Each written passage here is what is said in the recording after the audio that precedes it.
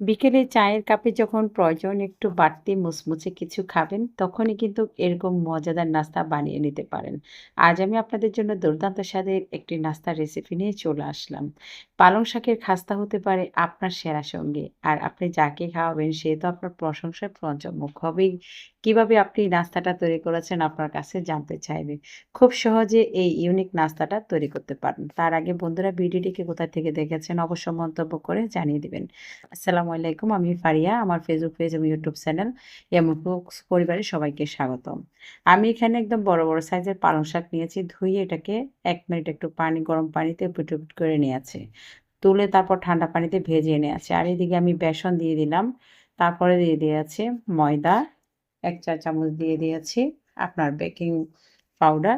এরপরে দিয়ে দিয়েছি স্বাদ মতন লবণ, মরিচ গুঁড়া, জিরে গুঁড়া, ধনে গুঁড়া। আমি এখানে ভাজা জিরে গুঁড়োটা ইউজ করেছি।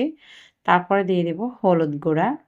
এরপর দিয়ে দেব আমি এখানে চাউলের গুঁড়া। আমি এখানে ১ চা চামচ বেকিং পাউডার দিয়ে দিয়েছি। আমি এখানে প্রায় ৩ কাপের মতন বেসন নিয়েছি। তো এখন আমি এখানে আদা রসুনের পেস্ট দিয়ে দিলাম। এখন ভালো করে এগুলাকে মিশিয়ে নিলাম। এরপরে অল্প, অল্প করে আমি পানি দিয়ে ভালো করে ফেটিয়ে নিয়েছি। আমরা অনেকে মনে করি শুধু বেসন দিয়ে একটু গোলা তৈরি করলে নাস্তাটা হয়ে যায়। আসলে সবার আগে আপনি যে নাস্তাটা তৈরি করবেন তার জন্য যদি আপনি বেসনের মুচমুচে নাস্তাটা করতে চান সেক্ষেত্রে বেসনটাকে ভালো করে ফেটিয়ে নিতে হবে। এখন ২ টা সিদ্ধ আলু নিয়ে নিয়েছি, কাঁচামরিচ নিয়ে নিয়েছি, পেঁয়াজ কুচি নিয়ে নিয়েছি, হলুদ গুঁড়া, জিরে গুঁড়া, ভাজা জিরে গুঁড়া দিয়ে দিলাম, চাট মশলা দিয়ে দিলাম, স্বাদ মতন লবণ দিয়ে দিলাম। এখন দিয়ে আমি এখানে দিয়ে দিচ্ছি একটু ১/৪ চা চামচ করে আদা রসুন পেস্ট দিয়ে দিচ্ছি, একটু হলুদ গুঁড়ো দিয়ে দিলাম। তারপর দিয়ে দিচ্ছি এখানে ১/২ চামচ কর্নফ্লাওয়ার দিয়ে দিলাম আমি। এরপরে আমি এখন এটাকে কর্নফ্লাওয়ার দিলে আলুটার ভিতরে যে খাস্তাটা তৈরি করব সেটা একটু শক্ত হবে আর খেতে কিন্তু বেশ ভালো লাগবে, মুচমুচে হবে।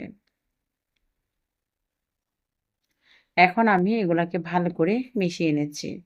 খুব সহজ আমরা কিন্তু সবাই রোজকার বাসায় আমি যে এখানে পালং শাক নিয়ে নিয়েছি, আপনারা এখানে যেকোনো শাক দিয়েও নিতে পারেন। তো আমার কাছে যখন আজকে বাসায় যখন শাক নিয়ে আসলাম, তখন কিন্তু শাকের পাতাগুলো একটু বড় লাগলো। তাই সেখান থেকে কিছু পাতা রেখে দিয়েছি। তো এখন আমি সবগুলা আপনার যে আলুর যে পুরটা তৈরি করেছি, সেটা এখন ভাপিয়ে রাখা পালং শাকের মধ্যে এভাবে চটিয়ে, ছিটিয়ে লেগে দিচ্ছি। এরপরে এভাবে করে একটু ভাঁজ করবেন। তারপরে ৩ পাশে এভাবে করে কোট করে দিবেন। আর কোনো কিছুরই প্রয়োজন নেই। এভাবে করে আপনি সবগুলা বানিয়ে নিয়েছি। এখন এখানে আমি তেল দিয়ে দিলাম।